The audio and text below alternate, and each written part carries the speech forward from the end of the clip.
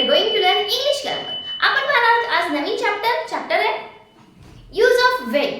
आपण खूप सेंटेन्स मध्ये बघतो व्हेनचा यूज केलेला असतो. कधी कधी आयडेंटिफिकेशन येतं की आयडेंटिफाय करा कुठे एरर आहे किंवा वी सेंटेन्स इज करेक्ट अशा टाइपचं विचारतात. मग त्यावेळेस आपल्याला माहिती पाहिजे की व्हेन वापरताना कशात कुठल्या सेंटेन्स कुठल्या टेन्स मध्ये येतं, कुठले टेन्स व्हेन मध्ये वापरतात हे आपल्याला माहित पाहिजे. तेच आपल्याला पाहायचे. चला वेळ न घालवता पाहूया व्हेनचा यूज आपण कसा करायचा आणि कुठल्या टेन्स मध्ये सेंटेन्स त्याला जोडले जातात हे आपल्याला पाहायचे. ओके, त्यामध्ये शॉर्ट ट्रिक्स पण पाहणार आहोत आपण. वन बाय वन ते पण पाहायचे. त्यासाठी व्हिडिओ एंड पर्यंत पहा. चला पाहूया व्हेनचा यूज. जेव्हा आपल्याला सेंटेन्स आता एक सेंटेन्स दिले आणि मग तुम्हाला एक्सप्लेनेशन द्यायला समजून येईल तुम्हाला मी काय बोलते. When he opened the door, the bird flew away. Sentence read केल्यानंतर आपल्याला समजतं की म्हणजे काय झालं.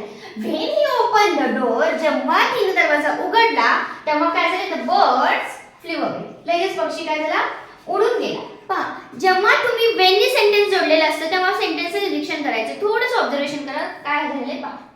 सेंटेन्स मध्ये इथे सब्जेक्ट आहे, वर्ब आहे, इथे पण आहे सब्जेक्ट वर्ब. हे पाहिल्यावर तुम्हाला कळतं की जेव्हा हे दोन तीन प्रकारे जोडले जातात. ते पहिलाच प्रकार घेतलाय मी. यातला फर्स्ट टाइप म्हणजे जेव्हा when नी वाक्य जोडलेलं असतं तर पहिलं जे सेंटेन्स असतं जे शॉर्ट मध्ये लिहून देते, when नी जोडलं सेंटेन्स. फर्स्ट सेंटेन्स काय असणार आहे, सिंपल पास्ट मध्ये म्हणजे साध्या भूतकाळात असणार आहे. सिंपल पास्ट मध्ये असणार आहे. तर नेक्स्ट जे सेंटेन्स असणार आहे दुसरं वाक्य इथे लिहिते मी. दुसरं वाक्य कशात असणार आहे, दुसरं वाक्य सुद्धा असणार आहे सिंपल पास्ट मध्येच. Simple past tense. पहा, when he opened the door इथे ईडी लागले म्हणजे v2 आले. s plus v2 oblique c म्हणजे झाला simple past tense. s plus v2 फ्लायचं फ्ल्यू झाले आणि काय आले, अवे दूर गेलाय तो असं आले. म्हणजे याच्यामध्ये समजून जातं की पहिलं पण काय झालेलं आहे, पहिल्यामध्ये पण सिंपल पास्टच यूज केला आणि दुसऱ्यामध्ये पण सिंपल पास्ट यूज केला. पण इथे बघा when he opened the door तिने ओपन केलं डोर की लगेच पक्षी झालेला आहे, उडून गेलेला आहे. म्हणजे दोन्ही पण घटना कशा क्विक झाल्या आहेत. जास्त वेळ लागला का या घटनाला, नाही लागलेला. दोन्ही घटना कशा आहेत, क्विक होत आहेत. ओपन केलं दरवाजा की तो उडून गेला, ओपन करून थांबलाय का तो, नाही. म्हणजे क्विक झालेला आहे. त्यावेळेस या पद्धतीने लिहायचं. when she opened the door bird flew away. when I reached the home guest came. म्हणजे मी जेव्हा पोहोचले घरात की लगेच पाहुणे आले होते. वाट बघत बसली का ती, थांबली नाही का, नाही. म्हणजे दोन्ही घटना लागोपाठ पटकन होऊन जातात. त्यावेळेस पहिली घटना पण सिंपल मध्येच घ्यायची, दुसरी आहे ती पण सिंपल पास्ट मध्येच घ्यायची.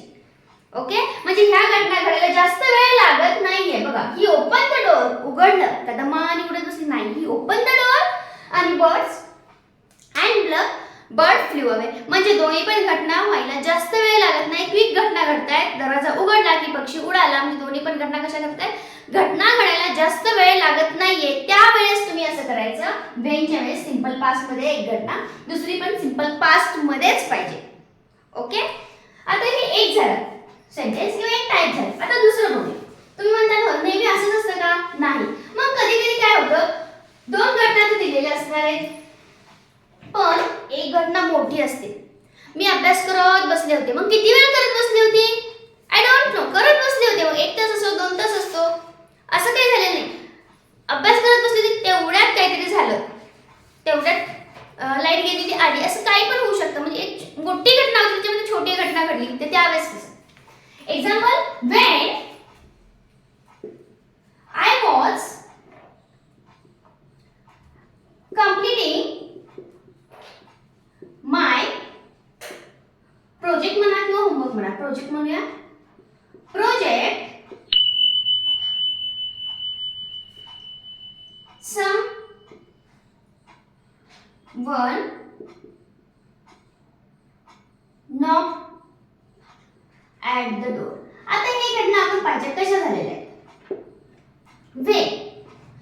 when I was completing my project complete करणं चालू आहे त्याचं, झालंय का नाही. पास्ट कंटिन्यू दिसायला. ओके, पास्ट कंटिन्यू म्हणजे जी तेव्हा प्रोजेक्ट कंप्लीट करत होती तेव्हाच काय झालेलं आहे, समवन नॉक द डोर. म्हणजे एक घटना मोठी आहे आणि एक घटना छोटी आहे. आताच मी सांगितले त्याप्रमाणे एक घटना कशी आहे, मोठी आहे. म्हणजे एक घटना मोठी घटना असेल तर ती घ्यायची पास्ट मध्ये घ्यायची, पण कुठलं पास्ट कंटिन्यू मध्ये घ्यायची. कशात घेणार आपण, पास्ट कंटिन्यू मध्ये. आणि जी छोटी घटना असती त्यामध्ये घडलेली छोटी घटना ती घ्यायची आपल्याला सिंपल पास्ट. पहा मग अशी दोन्ही घटना काय झालेल्या आहेत, आपल्याला क्विक घडल्या होत्या. तर आपण दोन्ही पण घटना काय केल्या होत्या, सिंपल पास्ट मध्येच घेतल्या होत्या. पण इथे तसं नाही, दोन्ही घटना छोट्या उघडला न पक्षी उडाला. पण इथे तसं नाही झालेलं. इथं दोन घटना घडल्या आहेत पण एक घटना मोठी आहे. I was completing my project, म्हणजे ते प्रोजेक्ट कंप्लीट करत बसलेली आहे. मे बी हाफ अवर असो, 1 आवर असो, 2 आवर असो, ती कंप्लीट चालू आहे तिचं कंप्लीशन. त्याच वेळेस काय झालेलं आहे, someone knock at the door. त्यावेळेस कोणीतरी दरवाजा वाजवला. म्हणजे छोटी घटना. तर मोठी घटना घ्यायची पास्ट कंटिन्यू टेन्स मध्ये आणि सिंपल पास्ट मध्ये घ्यायची छोटी घटना. हे झालं नेक्स्ट. सेकंड. मग थर्ड. आता थर्ड काय असू शकतं, छोट्या घटना झाल्या, मोठ्या झाल्या. मग थर्ड मध्ये कधी कधी काय करतात, मोठी घटना छोटी घटना सिंपल असं तुम्हाला समजतंय का बघा. त्यावेळेस बघा सेंटेन्स घेऊनच आपण एक्सप्लेनेशन देते. When I reach the station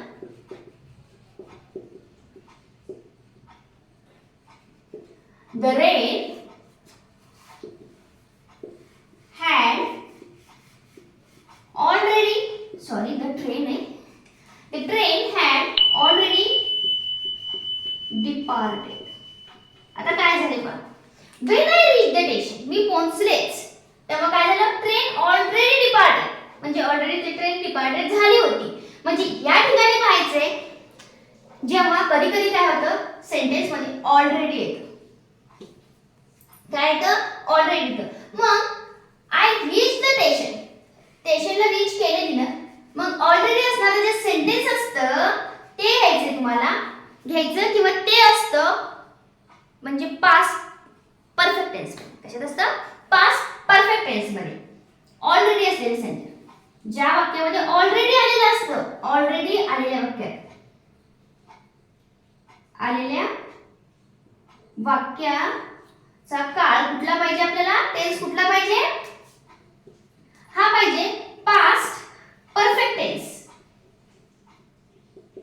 हा कुठला पाहिजे, पास्ट परफेक्ट टेन्स. आणि जे पहिलं वाक्य असतं किंवा नेक्स्ट जे सेंटेन्स असतं का आलेलं सेंटेन्स, दुसरं जे सेंटेन्स असतं ते कसं घ्यायचं, दुसरं वाक्य ते असलं पाहिजे मग साध्या भूतकाळ म्हणजे सिंपल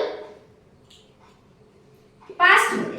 कशात असलं पाहिजे, सिंपल पास्ट मध्ये. म्हणजे ऑलरेडी जे वाक्य असतं, ऑलरेडी शब्द आलेलं वाक्य, इथं बघा इथं ऑलरेडी आलेलं आहे. मग हे तेच म्हणजे ऑलरेडी आलेल्या वाक्याचा काळ कुठला पाहिजे, मग पास्ट परफेक्ट टेन्स पाहिजे. म्हणजे हे तुम्हाला आयडेंटिफाय करायला सोपं जातं. खाली दिलेलं असतं की कसं भेन असतं, आयडेंटिफाय द ॲप्रोप्रिएट आन्सर म्हणतात किंवा करेक्ट सेंटेन्स म्हणतात, त्यावेळेला याचा उपयोग खूप होतो.